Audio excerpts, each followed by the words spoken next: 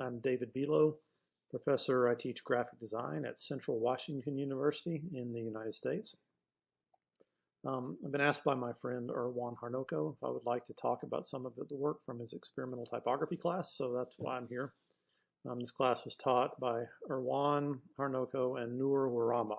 I hope I got your name right. I'm at the Pradita University in Indonesia. So Erwan sent me a folder full of all the work from the class and asked if I would select 3 pieces to talk about. So I've got 3 students chosen here.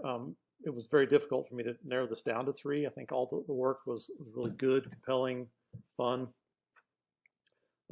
So I tried to pick out 3 that I think I could talk about for everyone to learn something from. So the 3 students I've got here, again, I hope I get your names right. Fakri Farizi, Karenina Tiffany, Phoebe Priska Dewey. So before I get there, and I've got their work I'm going to show here in a little bit, I kind of wanted to mention a few things about experimental typography before we start. Because I've taught this class before many times in the past, or I've incorporated it into my regular typography class. So regardless of where you are, if you take a typography class, they're often pretty similar because typography is loaded with rules and structure and the anatomy of type and grid systems and classifications of type and learning about letter forms. I mean, there's a lot of that. And so sometimes I'll fold in a section on experimental typography, if nothing else, just to give the students a chance to play. But the important thing to remember here is it didn't start that way. It's easy to play around with letter forms and to create these compositions with type. But I want to kind of take you all back a little bit before I get to the work here, just to give you a little bit of an overview. So what is this? It's certainly nothing new, this idea of being expressive or experimental with type or letters. And here we've got Marinetti, Italian, from the Futurist movement, early 1900s. And the first point I want to make is, they weren't just playing with type just for the sake of scrambling it around in the composition. This was done as a reaction to something. They were as a rejection of the past.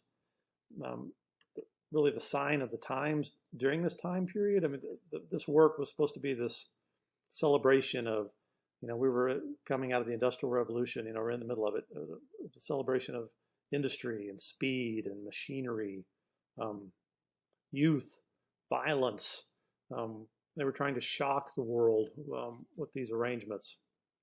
So it wasn't just playing, they weren't mimicking anybody else. It was this reaction to or this response, and really supposed to be a reflection of the sign of the times or the zeitgeist during that time. So this is 1919, and we can jump forward here to Van Doesburg. He was actually more associated with the De Stijl movement, like Mondrian, but some of his work crossed back kind of into the Dada period. You might be familiar with the Dada movement. It came right after World War I. So this work that we were seeing from these people, it was this reaction to the horrors and the folly of war. The work really was supposed to be more nonsensical and satirical, and they rejected things like logic and reason. It was very much kind of a statement against capitalist society, So again, kind of coming back to my point that it wasn't just typographic play, but there was a context underlying why they were doing these things. So that's an important thing, I think, for all students to remember, especially as you sit in front of a computer, because it's really easy just to start grabbing type and making a composition out of it. But I want you all to know that if we trace this back, originally, and I think the way it should be thought of now is, there's a reason that we do these things with type, and the reason these people were doing these things was important. It was a reaction or a response to something that was going on at the time or had happened previously. So I'm going to jump forward to the 1950s, 60s, and this piece is actually from the 70s. This guy from Switzerland named Wolfgang Weingart. You may not be real familiar with the international typographic style or what was coming out of Switzerland, but it was very much based upon a grid and structure, even more rules. So this guy taught in Basel, He was hired to teach the typography class in Switzerland there. He had a real rebellious nature. It kind of drove him to pursue these more kind of experimental, investigative solutions or approaches with his type. So it was really popular. It caught on with his students. When he was art directing the work, he would walk around the class and look at the students' work and comment on what impression he got from it. And then the students were left to figure out what that meant. So they would go back and make changes and come back, and then he would again respond to what impression the work did for him. So it was almost typography as illustration. But really what Weingart was doing with these kind of expressive experimental things with his type, he was creating his own visual language, really. So Weingart's another one, and he was really instrumental. I think he influenced a generation of designers. One of them was a guy named David Carson. You might be familiar with David Carson. When I was teaching in Seattle in the 1990s, he was wildly popular at that time. I mean, all my students just insisted that they have something in their portfolios that looked like it came from David Carson. And then they got away with it during the 1990s, late 1990s, because it's kind of what people expected to see. And Carson was really became quite famous during that time. He did work for editorial work for like Ray Gun magazine, surfing magazines, and went on to have a lot of huge clients. He had clients like Pepsi and Armani, others. And what he was doing, he absolutely rejected all the rules. He felt like we cannot, one of his famous quotes, if I remember this right, was, "We cannot not communicate." He thought communication could happen on various levels. It wasn't just like the logical, functional sort of communication that we might have seen from the Bauhaus, or the Swiss International style, the modernists. So what he was doing was very much a response or reaction against all that, against all those rules. He threw the idea of the grid completely out the window. And he would lay out his work, all cut and paste at first, and really explore the composition almost like a painter would, with color, shape. So he was an interesting guy. I got to hear him speak. But this is a good example. I'm showing you two of his because I think it really epitomizes what I'm talking about here. I mean, David Carson, in the defense of why he would do things like this, he would say, well, you need to understand your audience, and you need to understand what the message is. If you understand what the audience is, and you really know what it is they're trying to say, that audience will get it. They'll understand. The communication will happen, regardless if it's not real functional or expected, like we would expect to see. So I saw him speak one time. He showed this example.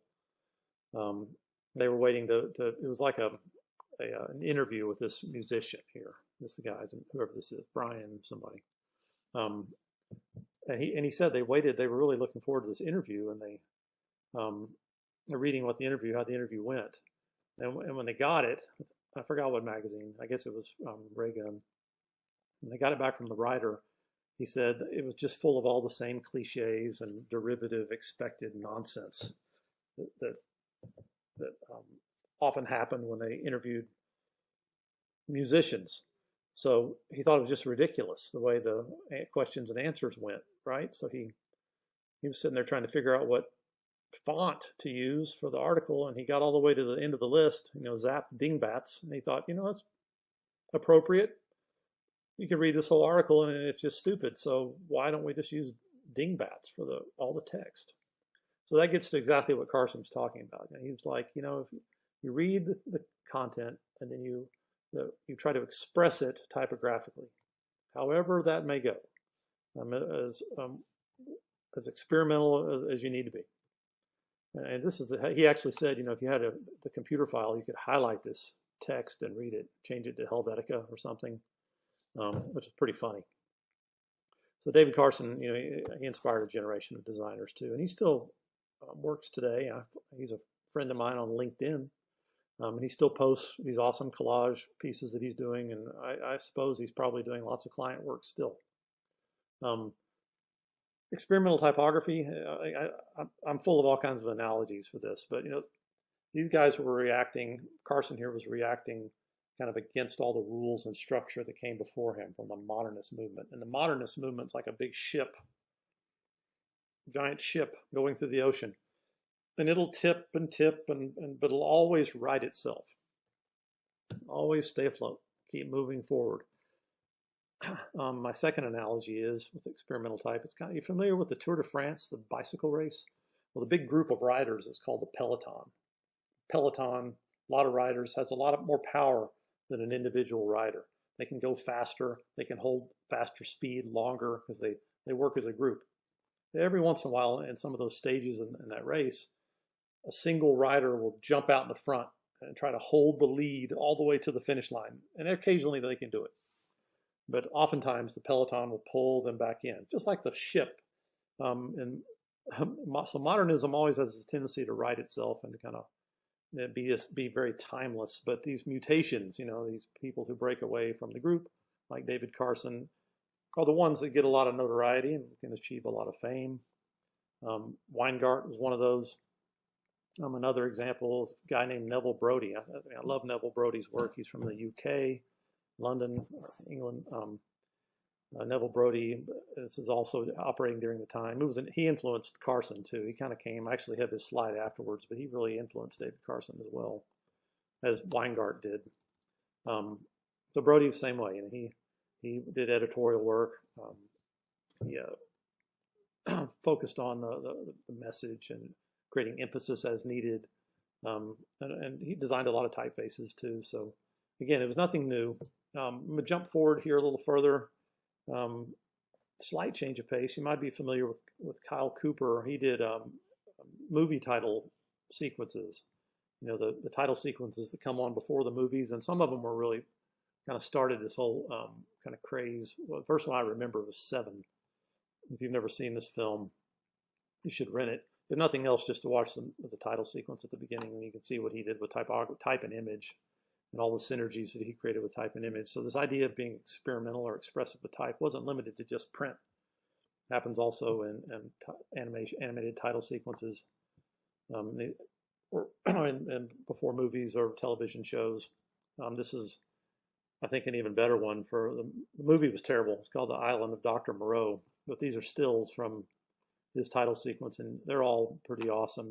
How he was combining letter forms and creating mood. So if you ever hear these people talk, like Carson or Brody, Kyle Cooper, they all kind of have similar ways that they can explain what they're doing. They'll talk about the target audience, and they'll talk about what the message really is trying to say. They'll talk about the importance of communicating on different levels, like reaching people on an emotional level, kind of generating an emotional response from what you're trying to do. And that's important if you think about what you're doing with type. And they'll also, refer oftentimes to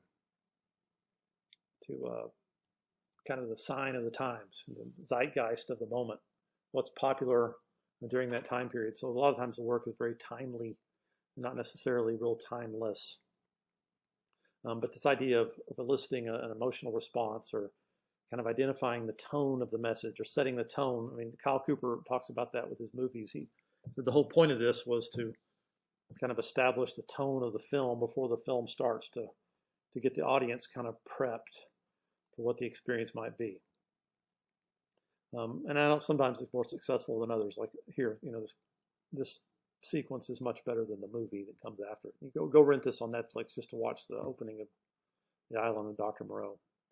So tone of the message, communication, happening on different levels. What is the emotion in the message? All that stuff is how these guys validate what they do. Where communication doesn't always have to be functional, like the modernists might say. So that's my little spiel on experimental typography and being expressive, kind of handling type as illustration. So the three pieces I want to talk about. The first one by Fakhri Farizi. We can look at this type of work at different levels. I can talk about it on a formal level, and I'm going to also like to try to think of it rhetorically. That is, Are there any underlying messages that are being communicated to here, or being communicated here? And then just what impression I have, like Weingart had with his students. What type of impression what kind of response am I having when I look at this? How do I experience it? And I hope that makes sense. So, I mean, if we think about this on a formal level, this is this design has a lot of energy, has a lot of depth, and oftentimes human beings respond to things like rhythm and repetition. These principles that we have of design, those all came from, this Western European, call it Scandinavian design model. The contrast and dominance and focal point and all that. Well, if we carry that forward to today, we can almost add some principles to that, like the idea of, how do we reach people today that might go beyond that? Things like layering, juxtaposition, recontextualization, those sorts of things. So that's what we see happening when students or when designers experiment with type in these ways. It has a lot of motion, has a lot of depth. And I think that's what makes this piece particularly compelling. The color is integrated nicely, almost in this triangulated pattern. The yellow kind of is used to carry us through here and create rhythm. The same way with this magenta. I think it's utilized in a way that just got nice dynamics and nice repetition with variety. So that gives it this kind of, I don't know, pulsating kind of sensibility of rhythm. And the space in this design is just vast. It's incredibly illusory depth. Think of it like that, where it's a two-dimensional space, but it just goes back forever. So some things appear really close to us, some things appear very far away, and it also the tone of this message, I think, modulates really interestingly. It's loud and it's soft. It's quiet and it's not, and it's disturbing and it's peaceful. So I think these juxtapositions of different things that are happening make this really nice. There's a nice combination of texture that happens typographically and visually. So when we get experimental with type, it's fun to think of. It's important to think of type as a texture first. So the small print, squint our eyes, creates a certain texture back here, and it mimics the texture of this small print here, or parallels the texture that's happening in this halftone kind of dot pattern here within this image. So I think that's a smart parallel, the kind of the bits and pieces that are involved. And then we get a little bit of that kind of distressed breakup almost form in these pieces that are happening up here on the top part, and how they kind of move down through the design and happen again in the yellow. So this idea of combining patterns to create texture, really nice. The linear quality to this, I think, is also really smart, the use of line and direction. And it's happening on a variety of levels, which makes it more sophisticated.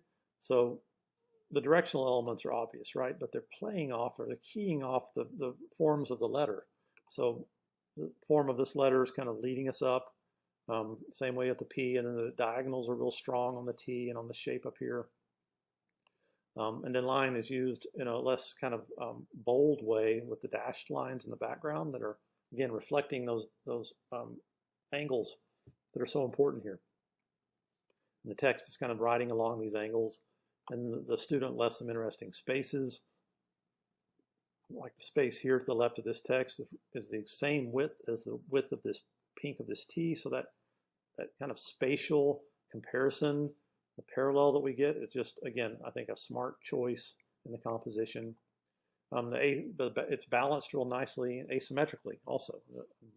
It's the way this kind of dynamic tension happens from the asymmetry, I think, is also really smart. The attention to detail with the negative space, and the student let the negative space travel throughout the composition. It kind of comes in and out of the letter forms and in and out of the textures in the background. The lines aren't, this idea of the broken line, again, is repeated. So this repetition of ideas, what makes this just more and more compelling. Sometimes the line is clean, then the line is broken in the dash line, then the line is broken within the color here in this strip, and it's broken with the texture happening on that diagonal. So just a lot of smart choices made here. I can't read it. I don't really care. Here, experimental typography in this sense, is used as illustration. So I would be thinking about this if I was hiring the student to do this work. I want you to read the project or listen to the music or understand the client, what they need, and then interpret it typographically. So I'm kind of assuming this interpretation of whatever the content was is appropriate. I don't know what it is. So I mean, I would be able to say more if I could relate to where you pulled this. I know that you guys taught this class out of the Rob Carter book, and there's that assignment in there, if I remember right, it's called Type S. I taught that assignment too a long time ago, and it really is just this arbitrary combination of forms. And that's okay, but I think as a student, if you're moving forward with this and you want to do more of it, before you even start, you need to understand the content of the information. What is the message? What is trying to be communicated? What is the tone of the message? What's the emotion within the message? Then you as a designer, if you get this opportunity to be this experimental, try to express it typographically, okay? So I think Fakhri did a beautiful job with this. So excellent work. I'm gonna move on to the second one because my video is getting a little long. I apologize.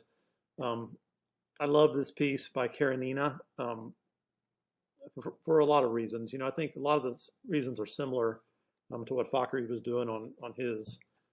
Just really strong contrasts of shape, which leads to a lot of nice depth in the space. I mean, I think that's happening. This use of line is also nice in this one. So a lot of similarities, I think, with this use of space. Dynamic tension happening from the focus on the asymmetrical balance is there here. Also, it's got nice rhythmic patterns happening with the letter forms and how they kind of syncopate, change from large to small and move around space. So I could say the same things about this one. This one does have a few extra things I think are particularly nice, like this integration, or think of it as interrelationship of form. The interrelationship of form. So if we look back at Fakhri's, I mentioned how he had let the negative space just kind of travel through here, right? But what I think is interesting about Karenina's is notice how the green combines. You know, the forms merge together. The T kind of emerges out of the green form in the background, runs into the V. The V becomes part of the background. The N breaks away from it, merges with this little piece of green in the structure of the building behind it, and continues on downward into the steps. So this interrelationship of form, this merger of form in the green is just really beautiful. And how it follows that curve, how the K punches out of it, but she lets the orange of the space behind it travel up through around the K. I think that was really smart. The color on this one is really sophisticated. And I love to see color combinations that I would have never chosen. And this is one. And I've thought it my whole career, like how do I get better at this? And I see students all the time just making these really sophisticated, beautiful choices with color. So this immediately brings the viewer into the scene. Nice integration of color here on this triangulated yellow pattern. Happens from here down and up and back. I think it's really a smart move. Same move with the red, how it crops off the sides and repeats around. Creates beautiful eye flow that combines with the curve. Again, combining with the importance of the merger of these forms of the green, just leads us in these circular motions in and out of this composition. Just fantastic. And then what I'd like to mention about this one too is here, in this case, the image isn't thought of as just like a separate thing. You know, it takes part in the composition. You know, it's part of this, you know, the type and the image are in synergy here. They support one another.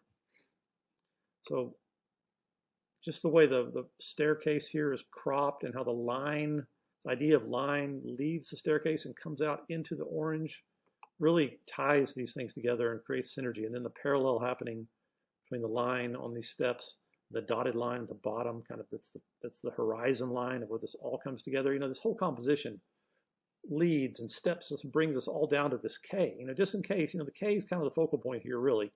And just in case you don't know that, the steps lead us to the K. The guardrails lead us to the K. The lines all point here. Curves sweep down here. And then the lines take us back out and back around. So I think what makes this extremely engaging is just the movement of it all. And even this form in the background, this red, almost looks like an H, and it may be. And I can find it in the composition. So beautiful texture, whether it's in the orange of the surface, or texture whether it's happened from the way the photograph, the grain of the photograph and what they did to it in Photoshop, or beautiful. And nice kind of integration of value throughout. Just, I think, a really sophisticated composition. So again, great work on this one also, Karenina. I loved it. I'd like to, these first two, I'd love to print them and keep them in my office, and I might. Okay, third one, last one here by Phoebe. And this one clued me into the Type S assignment from the Rob Carter book, because I had my students do something, as I mentioned, similar. You take the word type, you take a big large letter, you take a paragraph of text. So it's very formal, you know, it's a formal investigation. I think Phoebe did a really nice job here with her choices. So again, a lot of the similar, I think, attributes of the first two pieces.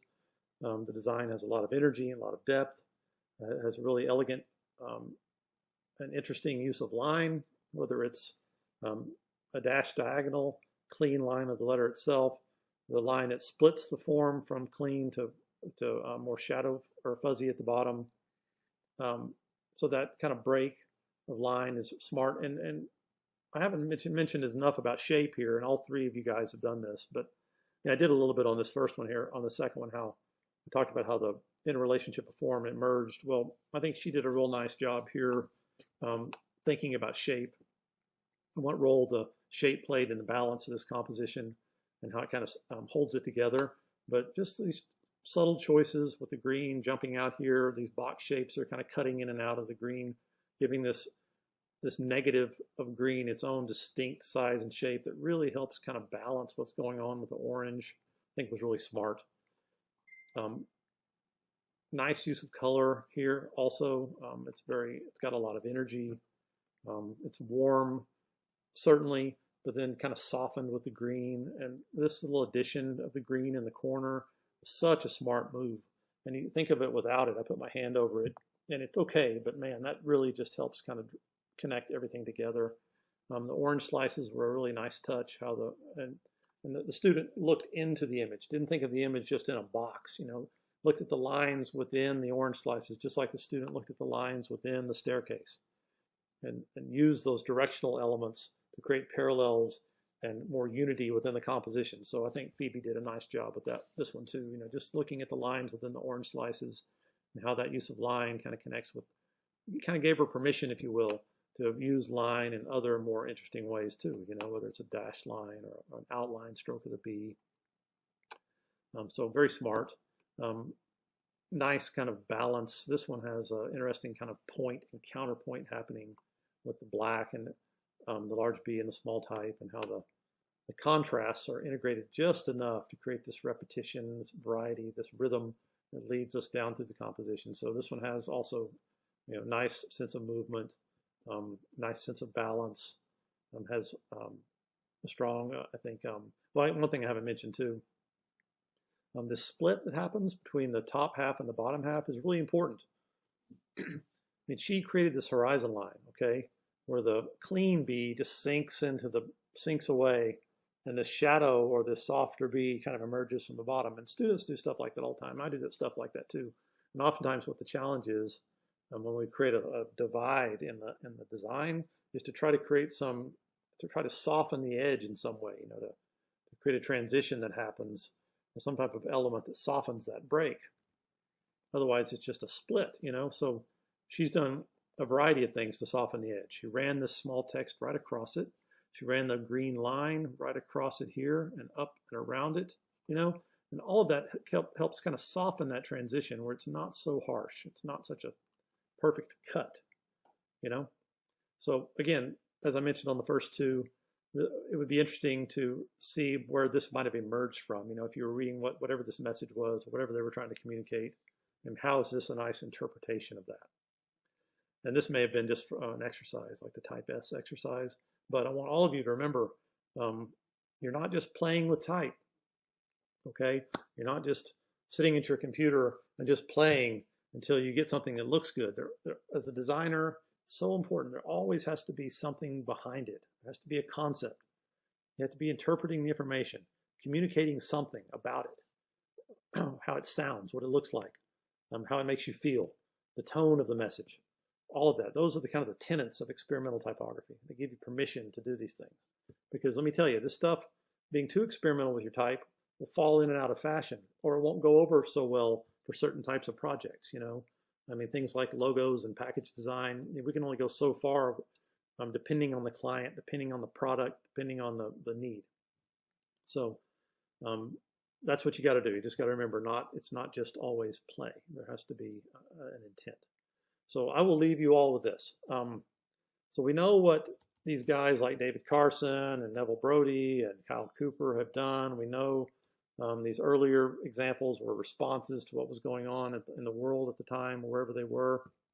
So my challenge to each of you as students in school today and future designers is, what can you do with this? Is there anything left for you to do different?